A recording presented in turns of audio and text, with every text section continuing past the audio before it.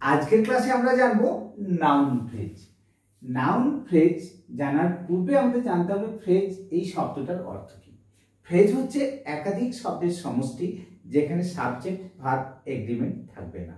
আমরা এর পূর্বের ক্লাসগুলোতে ফ্রেজের সংজ্ঞাতে কি বলেছি? ফ্রেজ হচ্ছে একাধিক শব্দের সমষ্টি যেখানে ফাইনাইট ভার্ব থাকবে না। আর আজ আমি বলছি সাবজেক্ট ভার্ব এগ্রিমেন্ট থাকবে না। এটা আমরা পরে আরো ভালোভাবে জানবো। তাহলে নাউন ফ্রেজ একাধিক শব্দ থাকবে যেটা নাউনকে নিয়ে হবে, অর্থাৎ নাউনের সমন্বয়ে গঠিত হবে কোনো ফ্রেজ যেটা একটা ইউনিট হিসেবে কাজ করবে। কি বললাম? ইউনিট। তাহলে নাউন ফ্রেজ কিভাবে গঠন হয় সেটা সব থেকে আগে আমাদের জানা প্রয়োজন। আমি যদি বলি এ বয়, একটা ফ্রেজ একাধিক শব্দের সমষ্টি। এ বয় বলতে আমাদের একটা শব্দ বয়, আরেকটা শব্দ এরকম কোনো অর্থ মাথায় ঢুকছে না, একটা ছেলের ছবিই মাথায় আসছে। তাহলে এই ফ্রেজটা একটা ইউনিট হিসাবে কাজ করছে। এখানে আমরা কি পাচ্ছি? নাউন, তার পূর্বে ডিটারমিনার পাচ্ছি। আমি যদি বলি a good boy,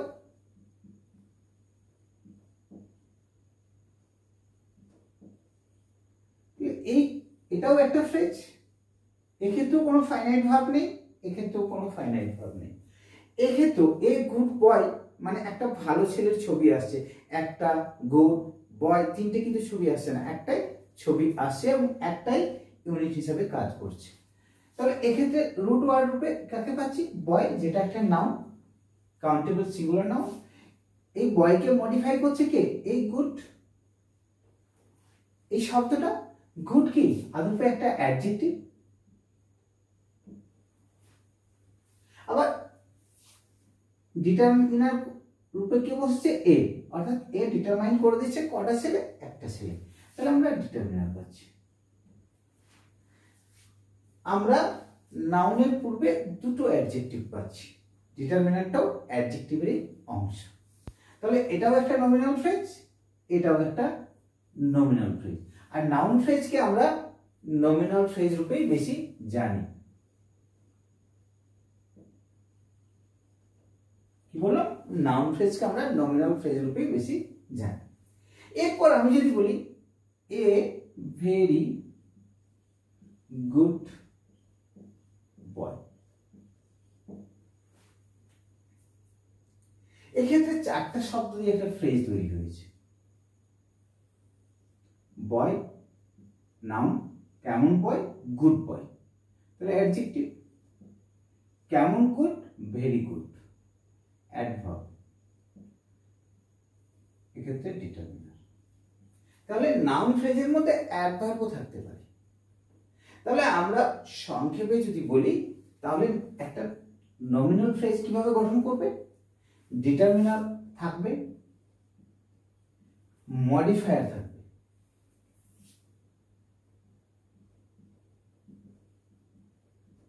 plus noun থাকবে। এটা নাউন ফ্রেজ গঠনের প্রাইমারি কন্ডিশন বা প্রাইমারি স্ট্রাকচার। এই মডিফায়ার গুলো কি হতে পারে? অ্যাডজেক্টিভ হতে পারে, আবার অ্যাডভার্ব হতে পারে। মডিফায়ার দু রকমের হতে পারে। আর অ্যাডজেক্টিভ কি করে? নাউনের কোয়ালিটি, কোয়ান্টিটি বা আইডেন্টিটি প্রকাশ করে। আমরা এক্ষেত্রে চারটা ওয়ার্ড দিয়ে দেখলাম একটা নমিনাল ফ্রেজ। আমরা এর বেশি ওয়ার্ড দিয়েও করতে পারি। And old brown heard European girl,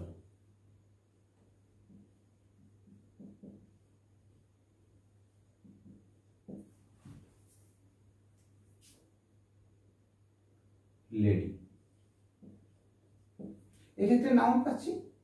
নাউনের পূর্বে কটা পাচ্ছি? দুটো, তিনটে, চারটা, পাঁচটা। অর্থাৎ ডিটারমিনার দিয়ে শুরু হচ্ছে। আর বাকি সবগুলোই অ্যাডজেক্টিভ। বাকি সবগুলোই অ্যাডজেক্টিভ। কেমন লেডি? Old lady. কেমন লেডি? Brown hair lady. কোন জায়গা লেডি? European lady. সবগুলোই লেডি, অর্থাৎ এই নাউনকে কোয়ালিফাই করছে, কোয়ান্টিফাই করছে অথবা আইডেন্টিফাই করছে।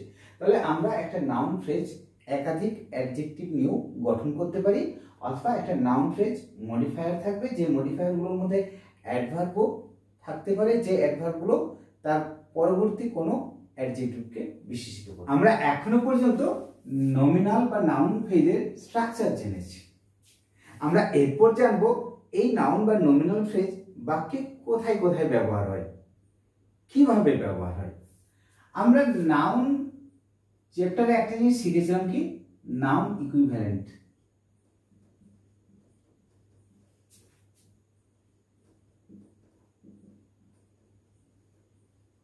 নাউন ইকুইভ্যালেন্ট শব্দটা শুনেছিলাম। তো নাউন ইকুইভ্যালেন্ট তো একটা নয়, অনেকগুলো আছে।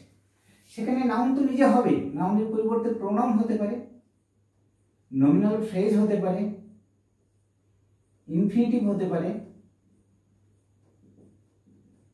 জিরান্ড হতে পারে, নমিনাল ক্লজ হতে পারে।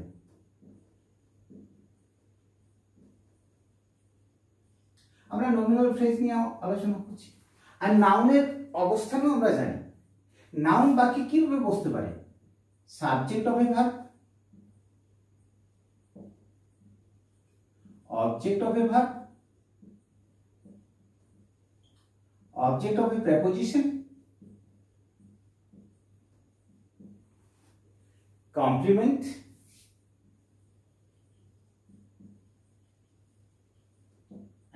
এবং নাউন ইন অ্যাপোজিশন।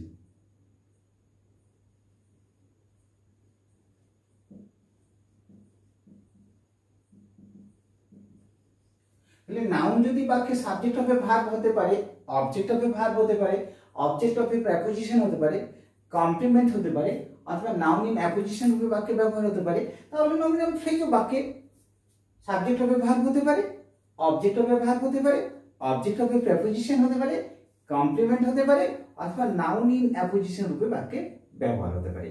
কিভাবে ব্যবহার হয় আমরা এরপর সেগুলোই জানি। দ্য ওল্ড ম্যান,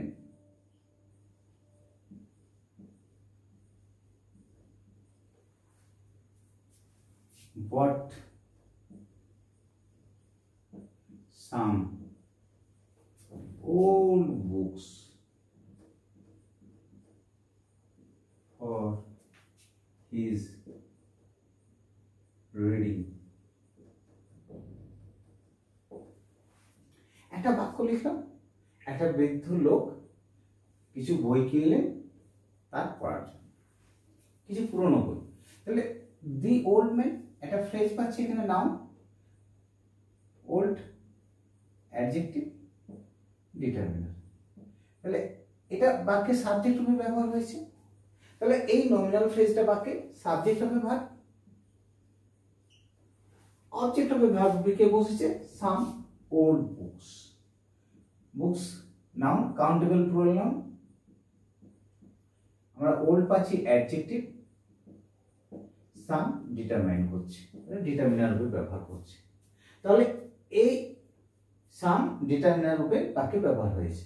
তাহলে এক্ষেত্রে বট এটা ফাইনাইট ভার্ব এবং ট্রানজিটিভ ভার্ব। তাহলে এর অবজেক্ট রূপে কে বসেছে? Some old books.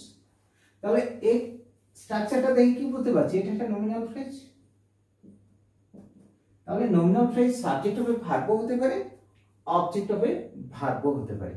তারপরে আমরা কি দেখছি? For his reading. For his reading এটা প্রেপোজিশনাল ফ্রেজ পাচ্ছি। আর আমরা জানি প্রেপোজিশন থাকলেই তারপরে একটা অবজেক্ট থাকবে, আর অবজেক্ট কে হতে পারে? Noun or its equivalent. তাহলে এক্ষেত্রে রিডিংটা হচ্ছে জিরান্ড,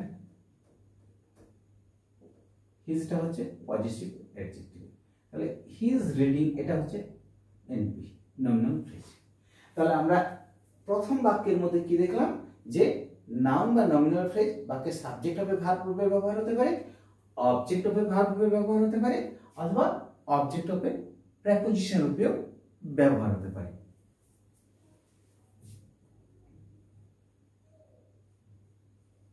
He is a very honest person. Subject linking verb, এটা পুরোটাই কমপ্লিমেন্ট। কমপ্লিমেন্ট কে হতে পারে? নাউন অথবা অ্যাডজেক্টিভ। তাহলে এটা হচ্ছে নাউন, পারসন, কেমন পার্সন? অনেস্ট।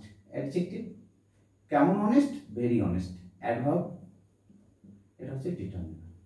তাহলে এক্ষেত্রে এই যে নাউন ফ্রেজের প্রয়োগটা আমরা লক্ষ্য করছি, এই নাউন ফ্রেজটা আদপে কি? কমপ্লিমেন্ট। তাহলে আমরা সাবজেক্ট অফ এ ভার্ব পেলাম nominal phrase, object of a verb পেলাম, অবজেক্ট অফ এ প্রেপোজিশন পেলাম, কমপ্লিমেন্ট রূপে পেলাম। এরপর আমরা জানবো nominal phrase noun in apposition রূপে কিভাবে বসে।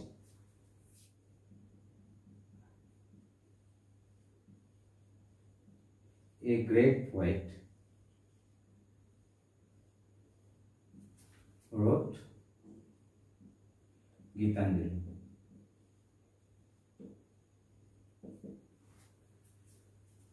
Rabindranath Tagore, definitely noun.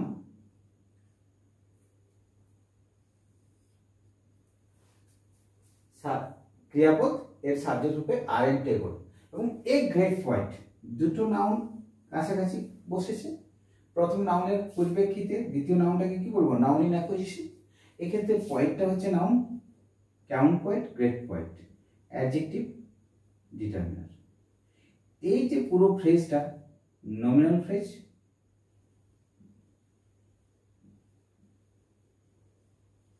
এই নমিনাল ফ্রেজটা নাউন ইন অ্যাপোজিশন রূপে বসেছে। এরপর আমরা দেখব প্রেপোজিশনাল ফ্রেজের পূর্বেও নমিনাল ফ্রেজের প্রয়োগ। The book on the table. এক্ষেত্রে দি বুক একটা nominal phrase, on the table একটা প্রেপোজিশনাল ফ্রেজ, তাই তো? তাহলে এই প্রেপোজিশনাল ফ্রেজের পূর্বেও আমরা নমিনাল ফ্রেজের প্রয়োগ লক্ষ্য করছি। এবং অনটা হচ্ছে প্রেপোজিশন। প্রেপোজিশন ফ্রেজের মধ্যে কি নাউন থাকবে কি অবজেক্ট রূপে। তাহলে প্রেপোজিশন হচ্ছে অন, প্রেপোজিশন থাকলে তার একটা অবজেক্ট থাকবে। এক্ষেত্রে টেবিলটা অবজেক্ট এবং এটা নাউন, দুটো হচ্ছে ডিটারমিনার। তাহলে এই প্রেপোজিশনাল ফ্রেজের মতো নমিনাল ফ্রেজ থাকবেই। এরপর দেখব যে নমিনাল ফ্রেজ কিভাবে ক্লজের পূর্বেও বসে। The book that I bought last year. That I bought last year এটা একটা ক্লজ। এই ক্লজের পূর্বে কে বসছে? The book. এটা একটা নাউন ফ্রেজ বা নমিনাল ফ্রেজ। তাহলে আজকের ক্লাসে আমরা কি জানলাম? নাউন বা নমিনাল ফ্রেজ কি, নাউন বা নমিনাল ফ্রেজ কিভাবে গঠন হয় এবং নাউন বা নমিনাল ফ্রেজ কিভাবে বাক্যে ব্যবহার হয়। আশা করি আজকের ক্লাসটা দেখার পর নাউন বা নমিনাল ফ্রেজের গঠন বা প্রয়োগ জানতে আর আমাদের অসুবিধা হবে না। Thank you. ভালো থাকবেন, সুস্থ থাকবেন।